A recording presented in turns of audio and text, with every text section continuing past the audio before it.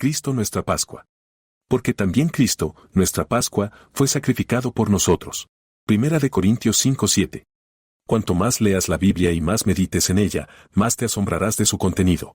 Aquel que solo lee la Biblia de manera ocasional no conoce la altura, la profundidad, la longitud y la amplitud de los significados poderosos que contiene. Hay momentos en los que descubro una nueva veta de pensamiento y me llevo la mano a la cabeza, diciendo con asombro, es maravilloso, nunca había visto esto antes en las Escrituras. Encontrarás que las Escrituras se expanden a medida que te adentras en ellas. Cuanto más las estudias, menos parecerás saber de ellas, ya que se amplían a medida que nos acercamos a ellas. Especialmente notarás esto en las partes típicas de la palabra de Dios. La mayoría de los libros históricos estaban destinados a ser tipos, ya sea de dispensaciones, experiencias u oficios de Jesucristo. Estudia la Biblia con esta clave, y no culparás a Herbert cuando llama a la Biblia no solo el libro de Dios, sino el Dios de los libros. Uno de los puntos más interesantes de las Escrituras es su constante tendencia a mostrar a Cristo, y quizás una de las figuras más hermosas bajo las cuales Jesucristo es presentado en las Escrituras sagradas es el Cordero Pascual. Es de Cristo de quien vamos a hablar esta noche. Israel estaba en Egipto, en extrema esclavitud. La severidad de su servidumbre había aumentado continuamente hasta volverse tan opresiva que sus constantes gemidos llegaron hasta el cielo. Dios, que toma venganza de sus propios elegidos, aunque clamen día y noche a Él, al final decidió dar un golpe temible contra el rey de Egipto y la nación egipcia, y liberar a su propio pueblo. Podemos imaginar las ansiedades y expectativas de Israel, pero apenas podemos simpatizar con ellos, a menos que, como cristianos, hayamos tenido la misma liberación de Egipto espiritual. Volvamos, hermanos, al día en nuestra experiencia, cuando habitábamos en la tierra de Egipto, trabajando en los hornos de pecado, esforzándonos por mejorar, y encontrando que era inútil. Recordemos esa noche memorable, el comienzo de los meses, el inicio de una nueva vida en nuestro espíritu, y el comienzo de una era totalmente nueva en nuestra alma. La palabra de Dios dio el golpe a nuestro pecado, nos dio a Jesucristo, nuestro sacrificio, y esa noche salimos de Egipto. Aunque hemos pasado por el desierto desde entonces, y hemos luchado contra los amalecitas, hemos pisado la serpiente ardiente, hemos sido abrasados por el calor y congelados por la nieve. Nunca desde entonces hemos regresado a Egipto, aunque nuestros corazones a veces han deseado los puerros, las cebollas y las ollas de carne de Egipto, nunca hemos vuelto a la esclavitud desde entonces. Venid, celebremos la Pascua esta noche, y pensemos en la noche en que el Señor nos liberó de Egipto. Contemplamos a nuestro Salvador Jesús como el Cordero Pascual del que nos alimentamos. Sí, no solo miremos a Él como tal, sino que esta noche sentémonos a su mesa, comamos de su carne y bebamos de su sangre, porque su carne es verdaderamente comida, y su sangre es verdaderamente bebida.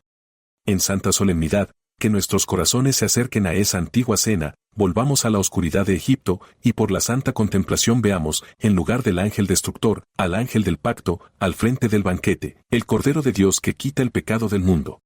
No tendré tiempo esta noche para entrar en toda la historia y el misterio de la Pascua. No entenderás que esta noche estoy predicando acerca de todo ello, sino de algunos puntos prominentes como parte de ella.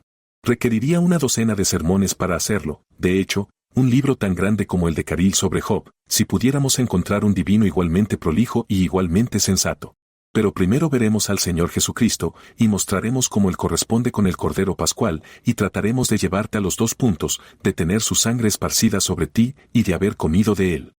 Primero, entonces, Jesucristo está tipologizado aquí bajo el Cordero Pascual, y si hay alguno de la descendencia de Abraham aquí que nunca ha visto a Cristo como el Mesías, ruego su atención especial a lo que voy a exponer, cuando hable del Señor Jesús como nada menos que el Cordero de Dios sacrificado por la liberación de su pueblo escogido. Síganme con sus Biblias, y abran primero en el capítulo 12 de Éxodo. Comenzamos, primero que nada, con la víctima, el Cordero. ¡Qué imagen tan sublime de Cristo! Ninguna otra criatura podría haber tipificado tan bien a aquel que era santo, inocente, inmaculado y separado de los pecadores. Siendo también el emblema del sacrificio, representaba de manera muy dulce a nuestro Señor y Salvador Jesucristo.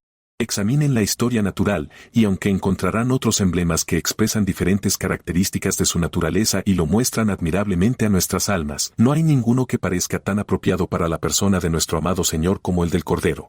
Un niño percibiría de inmediato la semejanza entre un cordero y Jesucristo, tan tierno e inocente, tan manso e inofensivo, sin hacer daño a otros, ni pareciendo tener el poder de resentir una ofensa. ¿Qué torturas ha recibido la raza de los corderos de nuestra parte? Cuán continuamente, aunque inocentes, son sacrificados para nuestro alimento. Su piel es arrancada de sus espaldas, su lana es esquilada para darnos una prenda. Y así el Señor Jesucristo, nuestro glorioso Maestro, nos da sus ropas para que podamos estar vestidos con ellas. Él es desgarrado por nosotros, su misma sangre es derramada por nuestros pecados, inofensivo y santo, un glorioso sacrificio por los pecados de todos sus hijos. Así, el Cordero Pascual bien podía transmitir al pío hebreo la persona de un Mesías sufriente, silencioso, paciente e inofensivo. Miren más abajo. Era un cordero sin defecto. Un cordero defectuoso, si tenía el más pequeño indicio de enfermedad, la menor herida, no habría sido aceptado para la Pascua. El sacerdote no habría permitido que fuera sacrificado, ni Dios habría aceptado el sacrificio de sus manos. Debía ser un cordero sin defecto. ¿Y no era Jesucristo así desde su nacimiento? Sin defecto, nacido de la pura Virgen María, engendrado del Espíritu Santo, sin mancha de pecado, su alma era pura y limpia como la nieve recién caída, blanca, clara, perfecta, y su vida era la misma. En él no había pecado. Llevó nuestras enfermedades y cargó nuestras penas en la cruz. Fue tentado en todos los puntos como nosotros, pero hubo una dulce excepción, pero sin pecado. Un cordero sin defecto. Ustedes que han conocido al Señor, que han probado de su gracia, que han tenido comunión con Él, ¿no reconoce su corazón que Él es un cordero sin defecto? ¿Pueden encontrar alguna falta en su Salvador? ¿Tienen algo que imputarle? ¿Ha faltado su veracidad? ¿Se han quebrantado sus palabras? ¿Han fallado sus promesas? ¿Ha olvidado sus compromisos? ¿Y, en algún aspecto, pueden encontrar en él algún defecto? No, Él es el Cordero sin defecto, el puro, el inmaculado, el Cordero de Dios que quita el pecado del mundo, y en él no hay pecado. Continúa bajando en el capítulo. El Cordero será sin defecto, macho de 1 año. No necesito detenerme a considerar la razón por la cual se eligió al macho, solo notamos que debía ser un macho de 1 año. Entonces estaba en su plenitud, su fuerza aún no se había agotado, su poder estaba justo madurado en perfección, Dios no quería un fruto inmaduro. Dios no quería que se ofreciera algo que no había alcanzado la madurez. Y así, nuestro Señor Jesucristo había llegado justo a la madurez de la virilidad cuando fue ofrecido. A los 34 años de edad fue sacrificado por nuestros pecados, estaba entonces robusto y fuerte, aunque su cuerpo pudiera haber sido demacrado por el sufrimiento, y su rostro más desfigurado que el de cualquier otro hombre, aún así estaba en la perfección de la adultez. Creo que lo veo entonces. Su hermosa barba fluyendo sobre su pecho, lo veo con sus ojos llenos de genialidad, su figura erguida, su porte majestuoso, su energía intacta, su cuerpo completamente desarrollado, un verdadero hombre, un hombre magnífico, más hermoso que los hijos de los hombres, un cordero no solo sin defecto, sino con todos sus poderes plenamente desarrollados. Tal era Jesucristo, un cordero de 1 año, no un niño, no un muchacho, no un joven, sino un hombre completo, para que pudiera ofrecer su alma por nosotros. No se ofreció para morir por nosotros cuando era joven, porque entonces no habría dado todo lo que era para ser, no se ofreció para morir por nosotros cuando estaba en la vejez, porque entonces se habría dado a sí mismo en decadencia, sino justo en su madurez, en su plena flor, así fue sacrificado Jesucristo, nuestra Pascua. Y, además, en el momento de su muerte, Cristo estaba lleno de vida, pues uno de los evangelistas nos informa que exclamó a gran voz y entregó el Espíritu. Esto es un signo de que Jesús no murió por debilidad, ni por decadencia natural. Su alma estaba fuerte dentro de él, seguía siendo el cordero de 1 año. Aún era poderoso, podría, si quisiera, incluso en la cruz, haber desatado sus manos de sus clavos de hierro, y descendiendo del árbol de la infamia, haber llevado a sus sorprendidos enemigos delante de él, como ciervos dispersados por un león, sin embargo, se sometió humildemente a la obediencia hasta la muerte.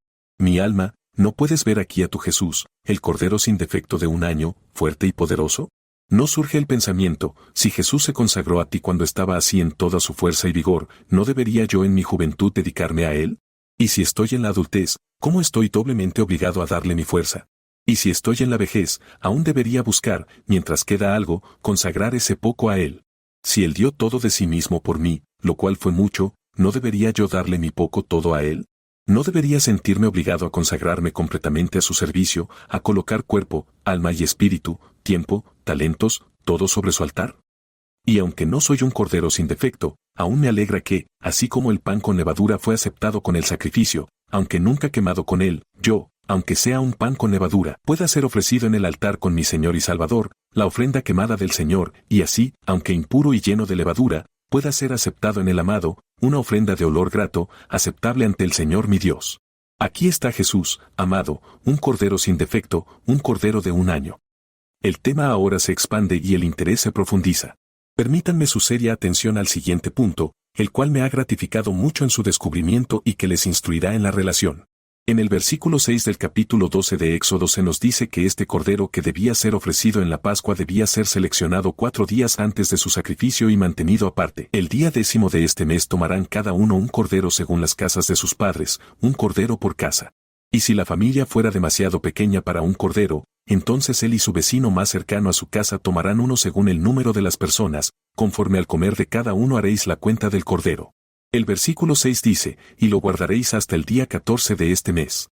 Durante 4 días, este cordero, elegido para ser ofrecido, fue apartado del resto del rebaño y mantenido solo, por 2 razones, en parte para que, con sus constantes balidos, les recordara la solemnidad de la fiesta que iba a celebrarse, y además, para que durante esos 4 días pudieran estar completamente seguros de que no tenía defecto, pues durante ese tiempo estaba sujeto a una inspección constante, para que pudieran estar ciertos de que no tenía ninguna herida o lesión que lo hiciera inaceptable para el Señor. Y ahora, hermanos, un hecho notable se presenta ante ustedes, así como este cordero fue separado durante 4 días, las antiguas alegorías solían decir que Cristo fue separado durante 4 años. 4 años después de dejar la casa de su padre, se fue al desierto y fue tentado por el diablo. 4 años después de su bautismo fue sacrificado por nosotros. Pero hay algo aún mejor, aproximadamente 4 días antes de su crucifixión, Jesucristo entró en triunfo por las calles de Jerusalén. Así fue abiertamente apartado como distinto de la humanidad. Él, montado en un asno, llegó al templo, para que todos pudieran verlo como el Cordero de Judá, escogido por Dios y ordenado desde la fundación del mundo. Y lo que es aún más notable, durante esos 4 días, verán, si se dirigen a los evangelistas a su conveniencia, que se ha registrado tanto de lo que hizo y dijo como en todo el resto de su vida. Durante esos 4 días, reprendió la higuera, y enseguida se secó. Fue entonces cuando expulsó a los compradores y vendedores del templo, fue entonces cuando reprendió a los sacerdotes y ancianos, contándoles la parábola de los 2 hijos, uno de los cuales dijo que iría y no fue, y el otro que dijo que no iría y fue entonces cuando narró la parábola de los labradores, que mataron a los que fueron enviados a ellos. Después dio la parábola de la boda del hijo del rey. Luego viene su parábola acerca del hombre que fue al banquete sin el vestido de bodas, y luego también, la parábola de las 10 vírgenes, 5 de las cuales eran muy sabias y 5 eran necias. Luego viene el capítulo de severas denuncias contra los fariseos, ay de ustedes, fariseos ciegos. Limpien primero lo de dentro de la copa y del plato, y luego también viene ese largo capítulo de profecías sobre lo que sucederá durante el asedio de Jerusalén y una descripción del fin del mundo. Aprendan la parábola de la higuera, cuando su rama está tierna y brota hojas, saben que el verano está cerca. Pero no quiero molestarlos contándoles aquí que al mismo tiempo les dio esa espléndida descripción del día del juicio, cuando las ovejas serán separadas de los cabritos. De hecho, las declaraciones más espléndidas de Jesús se registraron como habiendo tenido lugar durante esos 4 días. Así como el cordero separado de sus compañeros való más que nunca durante esos 4 días, así también Jesús habló más durante esos 4 días, y si quieren encontrar una de las frases más escogidas de Jesús, diríjanse al relato del ministerio de los últimos 4 días para encontrarla. Allí encontrarán el capítulo, no se turbe vuestro corazón, allí también, su gran oración, Padre, si quieres, y así sucesivamente. Las cosas más grandes que hizo, las hizo en los últimos 4 días cuando estaba apartado. Y hay una cosa más a la que les pido su particular atención, y es que durante esos 4 días, como les dije, el cordero estuvo sujeto a la más estricta inspección, así también, durante esos 4 días. Es singular mencionar que Jesucristo fue examinado por todas las clases de personas. Fue durante esos 4 días que el abogado le preguntó cuál era el mandamiento más grande, y él dijo, amarás al Señor tu Dios con todo tu corazón, con toda tu alma y con toda tu mente, y amarás a tu prójimo como a ti mismo. Fue entonces cuando los herodianos vinieron y le preguntaron acerca del tributo, fue entonces cuando los fariseos lo tentaron, fue entonces también cuando los saduceos lo pusieron a prueba sobre la resurrección. Fue examinado por todas las clases y grados, herodianos, fariseos, saduceos, abogados y el pueblo común. Fue durante esos 4 días que fue examinado, pero, ¿cómo salió de esto? Un cordero inmaculado. Los oficiales dijeron, nunca hombre habló como este hombre. Sus enemigos no encontraron a nadie que pudiera siquiera dar falso testimonio en su contra, como acordaron entre sí, y Pilato declaró, no encuentro en él ningún defecto. No habría sido apto para el Cordero Pascual si se hubiera descubierto un solo defecto, pero no encuentro en él ningún defecto, fue la declaración del gran magistrado, quien así declaró que el Cordero podía ser comido en la Pascua de Dios, el símbolo y el medio de la liberación del pueblo de Dios. Amados, solo tienen que estudiar las Escrituras para encontrar cosas maravillosas en ellas, solo tienen que investigar profundamente y se asombrarán de su riqueza. Encontrarán que la palabra de Dios es una palabra muy preciosa, cuanto más vivan según ella y la estudien, más se les hará entrañable en sus mentes. Pero lo siguiente que debemos señalar es el lugar donde debía ser sacrificado este cordero, lo cual señala de manera peculiar que debía ser Jesucristo. La primera Pascua se celebró en Egipto, la segunda Pascua se celebró en el desierto, pero no leemos que se celebraron más de estas dos Pascuas hasta que los israelitas llegaron a Canaán. Y luego, si se dirigen a un pasaje en Deuteronomio, el capítulo 16, encontrarán que Dios ya no les permitió sacrificar el cordero en sus propias casas, sino que designó un lugar para su celebración. En el desierto, llevaban sus ofrendas al tabernáculo donde el cordero era sacrificado, pero en su primera designación en Egipto, por supuesto, no tenían un lugar especial al que llevar el cordero para ser sacrificado. Después, leemos en el capítulo 16 de Deuteronomio, y el versículo 5, no podrás sacrificar la Pascua en ninguna de tus ciudades que el Señor tu Dios te da, sino en el lugar que el Señor tu Dios escogiere para poner allí su nombre, allí sacrificarás la Pascua al atardecer, al irse el sol, en el tiempo en que saliste de Egipto. Era en Jerusalén donde los hombres debían adorar, pues la salvación era de los judíos, allí estaba el palacio de Dios, allí su altar humeaba, y solo allí podía ser sacrificado el cordero pascual. Así fue llevado nuestro bendito Señor a Jerusalén. La multitud enfurecida lo arrastró por la ciudad. En Jerusalén, nuestro cordero fue sacrificado por nosotros, fue en el lugar preciso donde Dios había ordenado que así fuera. Si aquella multitud que se reunió alrededor de él en Nazaret hubiera podido empujarlo colina abajo, entonces Cristo no podría haber muerto en Jerusalén, pero como él dijo, un profeta no puede perecer fuera de Jerusalén. Así era verdad que el rey de todos los profetas no podía hacer otra cosa, las profecías concernientes a él no se habrían cumplido. Matarás el cordero en el lugar que el Señor tu Dios escogerá. Él fue sacrificado en el mismo lugar. Así, de nuevo, tienen una prueba incidental de que Jesucristo era el cordero pascual para su pueblo. El siguiente punto es la manera de su muerte. Creo que la manera en que el cordero debía ser ofrecido destaca de manera tan peculiar la crucifixión de Cristo, que ningún otro tipo de muerte podría haber cumplido con todos los detalles establecidos aquí. Primero, el cordero debía ser sacrificado y su sangre recogida en un tazón. Generalmente, la sangre se recogía en un tazón de oro. Luego, tan pronto como se recogía, el sacerdote, de pie junto al altar sobre el cual se estaba quemando la grasa, lanzaba la sangre al fuego o la echaba a los pies del altar. Pueden imaginarse cómo era la escena. 10,000 corderos sacrificados y la sangre derramada en un río púrpura. Luego, el cordero debía ser asado, pero no debía tener ningún hueso roto. Ahora bien, digo que no hay nada excepto la crucifixión que pueda responder a estas tres cosas. La crucifixión implica el derramamiento de sangre, las manos y pies eran perforados.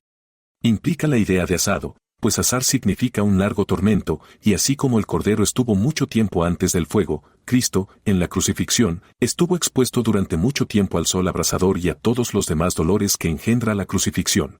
Además, ningún hueso fue roto, lo cual no podría haber sucedido con otro castigo. Supongamos que hubiera sido posible matar a Cristo de otra manera. A veces los romanos ejecutaban a los criminales por decapitación, pero con tal muerte el siguiente hueso se rompe. Muchos mártires fueron ejecutados al ser atravesados por una espada, pero, aunque eso habría sido una muerte sangrienta, y no necesariamente se romperían huesos, el tormento no habría sido lo suficientemente largo como para ser representado por el asado. Así que, tomen el castigo que quieran, tomen la horca, que a veces los romanos practicaban en forma de estrangulación, ese modo de castigo no implica derramamiento de sangre, y en consecuencia no se habrían cumplido los requisitos. Y creo que cualquier judío inteligente, al leer este relato de la Pascua y luego mirar la crucifixión, debe asombrarse al ver que la pena y la muerte en la cruz por la cual Cristo sufrió, debe haber comprendido estas tres cosas. Hubo derramamiento de sangre, el sufrimiento prolongado, el asado del tormento, y además, singularmente, por la providencia de Dios, ningún hueso fue roto, sino que el cuerpo fue bajado de la cruz intacto. Algunos pueden decir que la quema podría haber respondido al asunto, pero no habría habido derramamiento de sangre en ese caso, y los huesos habrían estado virtualmente rotos en el fuego. Además, el cuerpo no habría sido preservado entero. La crucifixión fue la única muerte que pudo cumplir con estos tres requisitos. Y mi fe recibe gran fortaleza del hecho de que veo a mi Salvador no solo como el cumplimiento del tipo, sino como el único. Mi corazón se alegra al mirar a aquel a quien traspasé y ver su sangre, como la sangre del cordero, esparcida en mi dintel, y ver sus huesos sin romper, y creer que ningún hueso de su cuerpo espiritual será roto en el futuro, y alegrarme también al verlo asado en el fuego, porque al hacerlo veo que él satisfizo a Dios por ese asado que yo debía haber sufrido en el tormento del infierno por siempre jamás. Cristiano.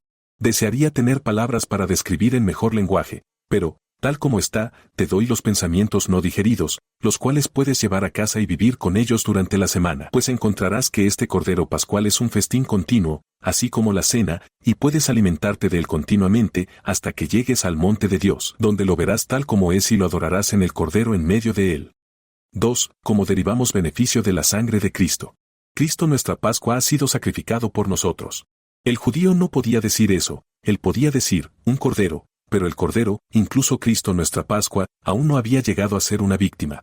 Y aquí hay algunos de mis oyentes dentro de estas paredes esta noche que no pueden decir Cristo nuestra Pascua ha sido sacrificado por nosotros, pero gloria a Dios. Algunos de nosotros sí podemos.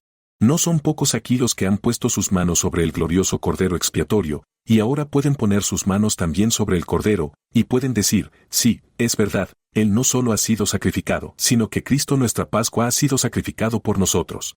Derivamos beneficio de la muerte de Cristo de dos maneras. Primero, al tener su sangre rociada sobre nosotros para nuestra redención. Segundo, al comer su carne como alimento, regeneración y santificación. La primera manera en que un pecador ve a Jesús es como un cordero sacrificado, cuya sangre es rociada sobre el dintel y los postes de la puerta. Nota el hecho de que la sangre nunca se rociaba sobre el umbral. Se rociaba sobre el dintel, la parte superior de la puerta, sobre el poste lateral, pero nunca sobre el umbral, pues hay de aquel que pisotea la sangre del Hijo de Dios. Incluso el sacerdote de Dagón no pisaba el umbral de su Dios, cuanto menos el cristiano pisoteará la sangre del Cordero Pascual. Pero su sangre debe estar en nuestra mano derecha para ser nuestra constante protección y en nuestra mano izquierda para ser nuestro apoyo continuo. Queremos tener a Jesucristo rociado sobre nosotros. Como te dije antes, no es solo la sangre de Cristo derramada en el Calvario la que salva a un pecador, es la sangre de Cristo rociada sobre el corazón. Volvamos a la tierra de Zoán. ¿No crees que ves la escena esta noche? Es la tarde. Los egipcios están regresando a casa, sin pensar en lo que viene. Pero justo en cuanto se pone el sol, se lleva un cordero a cada casa. Los extraños egipcios que pasan dicen, estos hebreos están a punto de celebrar una fiesta esta noche y se retiran a sus casas completamente indiferentes. El padre de la casa hebrea toma su cordero y, examinándolo una vez más con ansiosa curiosidad, lo revisa de pies a cabeza para ver si tiene algún defecto. No encuentra ninguno. Hijo mío, le dice a uno de ellos, trae el tazón. Se sostiene. Él apuñala al cordero, y la sangre fluye al tazón. ¿No crees que ves al padre, mientras manda a su esposa matrona a asar el cordero ante el fuego? Ten cuidado, dice, de que no se rompa ningún hueso. ¿Ves su intensa ansiedad mientras lo pone a asar, temiendo que se rompa un hueso? Ahora, dice el padre, trae un manojo de hisopo. Un niño lo trae. El padre lo sumerge en la sangre. Vengan aquí, mis hijos, esposa y todos, y vean lo que voy a hacer. Toma el hisopo en sus manos, lo sumerge en la sangre y lo rocía sobre el dintel y los postes de la puerta. Sus hijos dicen, ¿qué significa esta ordenanza? Él responde, esta noche el Señor Dios pasará para herir a los egipcios, y cuando vea la sangre sobre el dintel y sobre los dos postes laterales, el Señor pasará sobre la puerta y no permitirá que el destructor entre en sus casas para herirlos. La cosa está hecha, el cordero está cocido, los invitados se han sentado a la mesa, el padre de la familia ha suplicado una bendición, están sentados a disfrutar de la comida. Y observa cómo el anciano divide cuidadosamente pieza por pieza, para que no se rompa ningún hueso, y se asegura de que el niño más pequeño de la familia tenga algo para comer, pues así lo ha mandado el Señor. ¿No ves cómo les dice es una noche solemne? Apúrense, en otra hora saldremos todos de Egipto. Mira sus manos, están ásperas por el trabajo, y al aplaudirlas, exclama, no voy a ser esclavo por más tiempo. Su hijo mayor, quizás, ha estado sufriendo bajo el látigo, y él dice, hijo, has sentido el látigo del capataz esta tarde, pero es la última vez que lo sentirás. Mira a todos con lágrimas en los ojos, esta es la noche en que el Señor Dios los librará, ¿no los ves con los sombreros en la cabeza, con los lomos ceñidos y los bastones en las manos? Es la mitad de la noche. De repente oyen un grito. El padre dice, quédense dentro, hijos míos, sabrán que es en un momento. Ahora otro grito grito tras grito, oyen un lamento y llanto perpetuo. Permanezcan dentro, dice él, el ángel de la muerte está volando por ahí. Hay un silencio solemne en la habitación, y casi pueden oír el batir de las alas del ángel mientras pasa por su puerta marcada con sangre. Mantengan la calma, dice el padre, esa sangre los salvará. El griterío aumenta. Coman rápido, mis hijos, dice nuevamente, y en un momento los egipcios llegan y dicen, sal de aquí. Sal de aquí. No queremos las joyas que has pedido prestadas. Has traído la muerte a nuestras casas. Dice una madre, vete. Por el amor de Dios, vete. Mi hijo mayor yace muerto. Vete, dice un padre, vete. Y que la paz te acompañe. Fue un mal día cuando tu gente vino a Egipto, y nuestro rey comenzó a matar a los primogénitos, porque Dios nos está castigando por nuestra crueldad. Míralo salir de la tierra, los gritos aún se escuchan, la gente está ocupada con sus muertos. Mientras salen, un hijo del faraón es llevado sin embalsamar para ser enterrado en una de las pirámides. Pronto ven cómo se llevan a uno de los hijos de sus capataces. Una noche feliz para ellos, cuando escapan. ¿Y ves, mis oyentes, un glorioso paralelo? Tuvieron que rociar la sangre y también comer el cordero. Mi alma, ¿has tenido alguna vez la sangre rociada sobre ti? ¿Puedes decir que Jesucristo es tuyo? No basta con decir Él amó al mundo y dio a su Hijo, debes decir, me amó a mí y se dio a sí mismo por mí. Hay otra hora que se avecina, queridos amigos, cuando todos estaremos ante el tribunal de Dios, y entonces Dios dirá, ángel de la muerte, tú una vez heriste al primogénito de Egipto, conoces a tu presa. Desenvaina tu espada. Contemplo la gran reunión, tú y yo estamos entre ellos. Es un momento solemne. Todos los hombres están en suspenso. No hay murmullo ni murmullo. Las estrellas mismas dejan de brillar para que la luz no altere el aire con su movimiento. Todo está en silencio. Dios dice, ¿has sellado a los que son míos? Sí, dice Gabriel, están sellados por la sangre cada uno de ellos. Entonces dice a continuación, barre con tu espada de destrucción. Barre la tierra, y envía a los no vestidos, los no comprados, los no lavados al pozo. Oh, ¿cómo nos sentiremos, amados, cuando por un momento veamos al ángel batir sus alas? Está a punto de volar, pero, ¿cruzará la duda nuestras mentes? Quizás vendrá hacia mí. No, nos mantendremos firmes y miraremos al ángel directamente a la cara. Si tenemos la sangre sobre nosotros, veremos al ángel venir, nos reiremos de él, nos atreveremos a acercarnos incluso a la cara de Dios y decir: Gran Dios, estoy limpio. Por la sangre de Jesús, estoy limpio. Pero si, oyente mío, tu espíritu no lavado se presenta sin confesar ante su Creador, si tu alma culpable aparece con todas sus manchas negras, sin salpicadura de la marea púrpura, ¿cómo hablarás cuando veas el destello de la espada del ángel, rápida para la muerte y alada para la destrucción, y cuando ella te separe en dos? Me parece verte de pie ahora. El ángel está arrasando a 1000 allí. Allí está uno de tus compañeros de copas. Allí, uno con quien bailaste y juraste. Allí otro, que después de asistir a la misma capilla que tú, era un despreciador de la religión. Ahora la muerte se acerca más a ti. Así como cuando el segador pasa por el campo y la siguiente espiga tiembla porque es su turno, veo a un hermano y una hermana arrastrados al abismo. ¿No tengo sangre sobre mí? Entonces, rocas, sería amable de tu parte esconderme. No tenéis benevolencia en vuestros brazos. Montañas, déjame encontrar en vuestras cavernas algún pequeño refugio. Pero todo es en vano, porque la venganza partirá las montañas y abrirá las rocas para encontrarme. ¿No tengo sangre? ¿No tengo esperanza? La condenación eterna es mi horrible porción.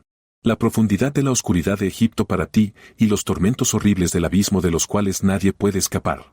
Mis queridos oyentes, si pudiera predicar como desearía, si pudiera hablaros sin mis labios y con mi corazón, os exhortaría a buscar esa sangre rociada, y os instaría por el amor de vuestra propia alma, por todo lo que es sagrado y eterno, a trabajar para que esta sangre de Jesús sea rociada sobre vuestras almas. Es la sangre rociada la que salva a un pecador. Pero cuando el cristiano recibe la sangre rociada, eso no es todo lo que necesita. Él quiere algo de que alimentarse. Y, dulce pensamiento, Jesús Cristo no solo es un salvador para los pecadores, sino que también es alimento para ellos después de ser salvados. El Cordero Pascual lo comemos por fe. Vivimos de él. Podéis decir, mis oyentes, si tenéis la sangre rociada en la puerta por esto, ¿coméis el Cordero? Supongamos por un momento que uno de los antiguos judíos hubiera dicho en su corazón, no veo el uso de esta fiesta. Está muy bien rociar la sangre en el dintel o de lo contrario la puerta no será reconocida. Pero, ¿qué utilidad tiene todo esto dentro? Prepararemos el cordero y no romperemos sus huesos, pero no comeremos de él. Y supongamos que lo guardó. ¿Cuál habría sido la consecuencia? Pues, el ángel de la muerte lo habría golpeado así como al resto, incluso si la sangre hubiera estado sobre él. Y si, además, ese antiguo judío hubiera dicho, allí, tomaremos un pequeño pedazo, pero tomaremos algo más para comer, tomaremos pan sin levadura, no sacaremos la levadura de nuestras casas, sino que tomaremos pan con levadura. Si no hubieran consumido el cordero, sino que hubieran reservado algo de él, entonces la espada del ángel habría encontrado su corazón igual que el de cualquier otra persona. Querido oyente, puedes pensar que tienes la sangre rociada, puedes pensar que eres justo, pero si no vives en Cristo así como por Cristo, nunca serás salvado por el Cordero Pascual. Dicen algunos, no sabemos nada de esto. Por supuesto que no. Cuando Jesús Cristo dijo, si no coméis mi carne y bebéis mi sangre, no tenéis vida en vosotros, algunos dijeron, esta es una afirmación dura, ¿quién puede escucharla? Y muchos desde ese momento se fueron atrás y no caminaron más con él. No podían entenderlo, pero, cristiano, ¿no lo entiendes tú? ¿No es Jesús Cristo tu alimento diario? ¿Y aun con las hierbas amargas, no es un alimento dulce? Algunos de vosotros, mis amigos, que sois verdaderos cristianos, vivís demasiado en vuestros estados y sentimientos cambiantes, en vuestras experiencias y evidencias. Eso está mal. Es como si un adorador hubiera ido al tabernáculo y comenzado a comer una de las vestiduras que llevaba el sacerdote. Cuando un hombre vive en la justicia de Cristo, es lo mismo que comer el vestido de Cristo. Cuando un hombre vive en sus estados y sentimientos, es como si el Hijo de Dios viviera de algunos tokens que recibió en el santuario que nunca estaban destinados para alimento, sino solo para consolarlo un poco. Lo que el cristiano vive no es la justicia de Cristo, sino Cristo, no vive en el perdón de Cristo, sino en Cristo, y en Cristo vive diariamente, en la cercanía a Cristo. Amo la predicación de Cristo.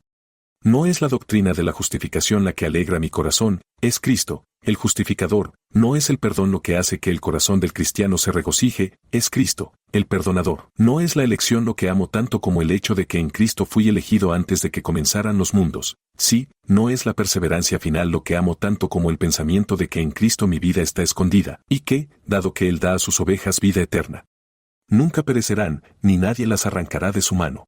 Ten cuidado, cristiano, de comer el cordero pascual y nada más. Te digo, hombre, si comes solo eso, será como pan para ti, el mejor alimento de tu alma.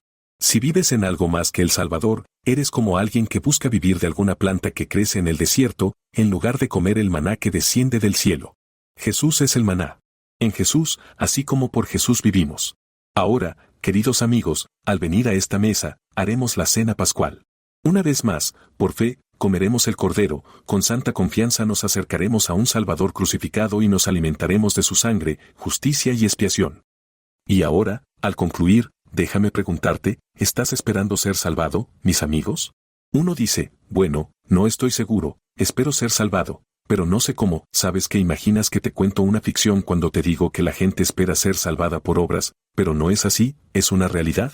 Al viajar por el país, encuentro todo tipo de personas, pero con más frecuencia personas autojustas. ¿Cuántas veces encuentro a un hombre que se cree muy piadoso porque asiste a la iglesia una vez los domingos, y que se cree muy justo porque pertenece al establecimiento? Como me dijo un eclesiástico el otro día, soy un rígido eclesiástico. Me alegra oírlo, le dije, porque entonces eres calvinista si sostienes los artículos. Él respondió, no sé nada sobre los artículos, me guío más por el rubricado. Y así pensé que era más formalista que cristiano. Hay muchas personas como esa en el mundo. Otro dice, creo que seré salvado. No debo nada a nadie, nunca he sido un quebrado, pago a todos 20 chelines por libra, nunca me emborracho, y si hago mal a alguien en algún momento, trato de compensarlo dando 1 libra al año a tal o cual sociedad. Soy tan religioso como la mayoría, y creo que seré salvado. Eso no sirve. Es como si algún antiguo judío hubiera dicho, no queremos la sangre en el dintel, tenemos un dintel de caoba, no queremos la sangre en el marco de la puerta, tenemos un marco de caoba, lo que fuera. El ángel lo habría golpeado si no hubiera tenido la sangre sobre él. Puedes ser tan justo como quieras, si no tienes la sangre rociada, toda la bondad de tus marcos y dinteles será en vano. Sí, dice otro, no confío exactamente allí. Creo que es mi deber ser lo más bueno que pueda, pero creo que la misericordia de Jesús Cristo compensará el resto. Trato de ser lo más justo que las circunstancias permitan, y creo que, sin importar las deficiencias que pueda tener, Cristo las compensará. Eso es como si un judío hubiera dicho, hijo, tráeme la sangre, y luego, cuando la sangre fue traída, hubiera dicho, tráeme una jarra de agua, y luego la hubiera mezclado y rociado el marco de la puerta con ella. Porque el ángel lo habría golpeado igual que a cualquier otra persona, porque es sangre, sangre, sangre, sangre lo que salva. No es sangre mezclada con el agua de nuestras pobres obras, es sangre, sangre, sangre, sangre, y nada más. Y el único camino de salvación es por la sangre. Porque sin derramamiento de sangre no hay remisión de pecados. Tened la preciosa sangre rociada sobre vosotros, mis oyentes, confiad en la preciosa sangre, Que vuestra esperanza esté en una salvación sellada con una expiación de sangre preciosa, y seréis salvos. Pero teniendo sangre, o teniendo sangre mezclada con algo más, estás condenado mientras estés vivo, pues el ángel te matará, por bueno y justo que pueda ser. Ide a casa, entonces, y pensad en esto: Cristo nuestra Pascua ha sido sacrificado por nosotros.